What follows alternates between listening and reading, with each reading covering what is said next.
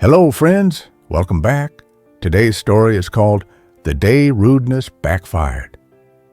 It's about a boy named Daniel who thought being rude was no big deal. But one day, he learned an important lesson. Let's begin. Daniel was walking home from school, grumbling to himself, "Ugh, why is everyone so annoying?" Just then, he saw his neighbor, Mrs. Grace. She was carrying heavy grocery bags. She smiled kindly and said, "Daniel, could you please hold the gate open for me?" But Daniel rolled his eyes. "Do it yourself, old lady. I'm not your servant." Mrs. Grace's smile faded. Her hands shook and her groceries nearly fell. Daniel just walked away without caring. The next morning at school, the teacher asked, "Who would like to solve this problem on the board?" Daniel shouted, "Not me. That's too easy. Only babies need to do that." The whole class gasped. Caleb, Daniel's best friend, lowered his hand sadly. The teacher frowned. Daniel thought he was being clever, but his rude words were hurting the people around him. Later that day at the playground, Daniel kicked the football as hard as he could. Thud! The ball slammed into Anita's arm. "Ow!" Anita cried, holding her arm. "That hurt, Daniel." But Daniel just laughed. "Stop crying, crybaby. It's just a ball." The laughter died down. The children looked at each other, then quietly walked away. They picked up the ball and played on the other side of the field, leaving Daniel alone.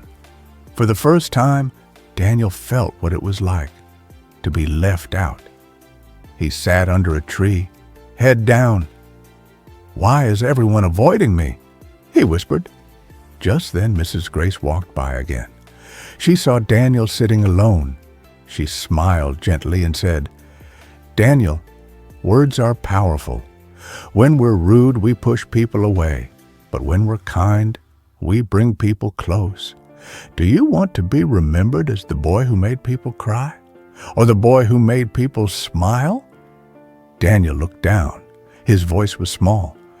I think I want to be the boy who makes people smile." Mrs. Grace nodded. "Then remember these 3 powerful words. Please, thank you, and sorry." The very next day, Daniel tried something new. When Caleb dropped his pencil, Daniel picked it up and said, "Here, Caleb. Sorry for being rude yesterday." Tunde smiled. "Thanks, Daniel." At lunch, Anita offered him a snack. Daniel took it carefully. "Thank you, Anita. And I'm sorry for calling you a crybaby." Anita's face lit up. "It's okay, Daniel. I'm glad you're nicer now." Soon, the children were laughing and playing together again.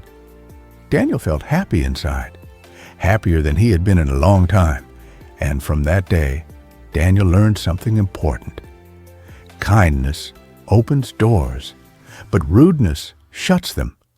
Friends, remember this. Words are like seeds. If you plant rude words, you grow weeds. But if you plant kind words, you grow friendships. So choose kindness today. And don't forget, like, share, and subscribe for more amazing stories every week. Bye.